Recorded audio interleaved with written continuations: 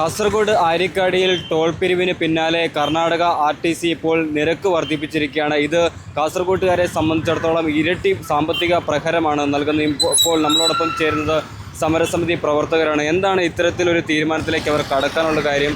നിങ്ങൾ എന്താണ് ഇനി നിങ്ങളുടെ തീരുമാനം എന്താണ്? സമരങ്ങൾ ഘടിപ്പിക്കും? തീർച്ചയായും ഇതൊരു കേട്ടുകേൾവിയില്ലാത്ത കാര്യമാണ്. കാരണം കഴിഞ്ഞ ദിവസം ഒരു മുന്നറിയിപ്പുമില്ലാതെയാണ് കർണാടക KSRTC കാസർഗോഡ് മുതൽ അങ്ങ് ആര്യക്കാടിക്ക് അപ്പുറമുള്ള യാത്രക്കാരിൽ നിന്ന് അധികമായി 7 രൂപ ചുമത്തിയിരിക്കുന്നത്. ഒരു മുന്നറിയിപ്പും കൊടുത്തിട്ടില്ല.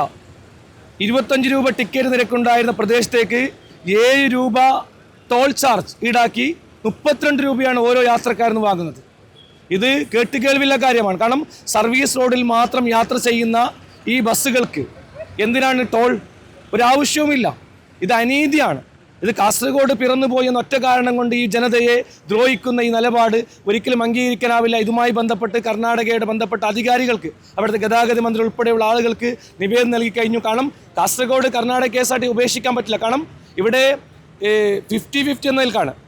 പകുതി സർവീസ് കേരള KSRTCയും പകുതി കർണാടക സർവീസുമാണ് നടത്തിക്കൊണ്ടിരിക്കുന്നത്. 2 മണിക്കൂർ ഇടവിട്ടുകൊണ്ടാണ് ഇവർ യാത്ര നടത്തിക്കൊണ്ടിരിക്കുന്നത്. അതുകൊണ്ട് ഈ ബാധ്യത മൊത്തം ഈ കാസർഗോഡ് ജനതയുടെ തലയിൽ കെട്ടിവെക്കുന്ന നിലപാട് സർക്കാർ തിരുത്തണം. കർണാടക KSRTC അധികൃതർ തിരുത്തണം. ഓരോ യാത്രക്കാരിൽ നിന്നും വാങ്ങുന്ന ഈ നിലപാട് കേട്ടുകേൾവില്ലാത്തതാണ്, അനീതിയാണ്, ജനദ്രോഹമാണ്. ഇതിനെതിരെ അതിശക്തമായ സമര പരിപാടികളുമായി മുന്നോട്ട് പോകും. കാരണം ആരെങ്കിലും ഇപ്പോൾ സ്വകാര്യ വാഹനങ്ങൾക്ക് ടോൾ ബാധ്യത കൊണ്ട് ഏതെങ്കിലും വാഹനങ്ങൾ, പൊതുവാഹനം KSRTCയിൽ പോകാമെന്ന് വെച്ചാൽ അതും വലിയ ബാധ്യതയാണ്. ഇപ്പോൾ കാറുകൾക്ക് ഉപേക്ഷിച്ചുകൊണ്ട് ഇനി പൊതുഗതാഗതം ഉപയോഗിക്കാമെന്ന് വെച്ചാൽ ആ ഒരു ബാധ്യതയും കൂടി യാത്രക്കാരിലേക്ക് വരികയാണ്. ഇവിടുത്തെ പാവപ്പെട്ട രോഗികൾ, ഈ പൊതുഗതാഗതം ആരാ ഉപയോഗിക്കുന്ന? ഇവിടുത്തെ ഏറ്റവും താഴെത്തട്ടിലെ ആളുകളാണ്. തൊഴിലാളികൾ, വിദ്യാർത്ഥികൾ, പാവപ്പെട്ട രോഗികൾ മംഗലാപുരത്ത് പോകാൻ വേണ്ടി ഉപയോഗിക്കുന്നു. അതുകൊണ്ട് ഈ ജനദ്രോഹ നിലപാട്, സാധാരണക്കാർക്ക് ബാധ്യതയാകുന്ന ഈ നിലപാടിൽ നിന്ന് ബന്ധപ്പെട്ട അധികാരികൾ പിന്മാറണം. അതോടൊപ്പം ദേശീയപാത അതോറിറ്റിയോട് ഞങ്ങൾക്ക് പറയാനുള്ളത്, ഈ പൊതുഗതാഗതത്തിൽ നിന്ന്, KSRTC ഉൾപ്പെടെയുള്ള പൊതു സംവിധാനത്തിൽ നിന്ന് ഒരു കാരണവശാലും ടോൾ വാങ്ങാനേ പാടില്ല എന്നുള്ളതാണ്. കാരണം ഇവർ ഉപയോഗിക്കുന്ന സർവീസ് റോഡാണ്.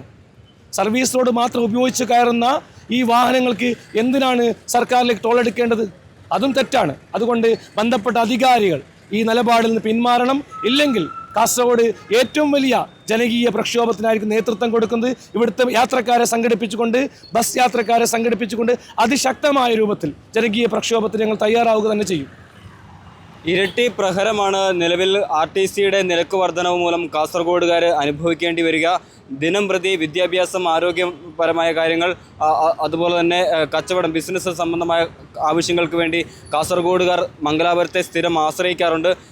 ഈ നിരക്ക് വർധനവ് ഇവരെ അക്ഷരാർത്ഥത്തിൽ പ്രതിസന്ധിയിലാഴ്ത്തിയിരിക്കുകയാണ്.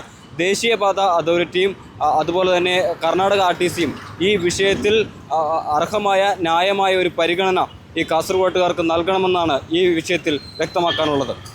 Joseph Augustine, Kerala Vision News, Kasaragod.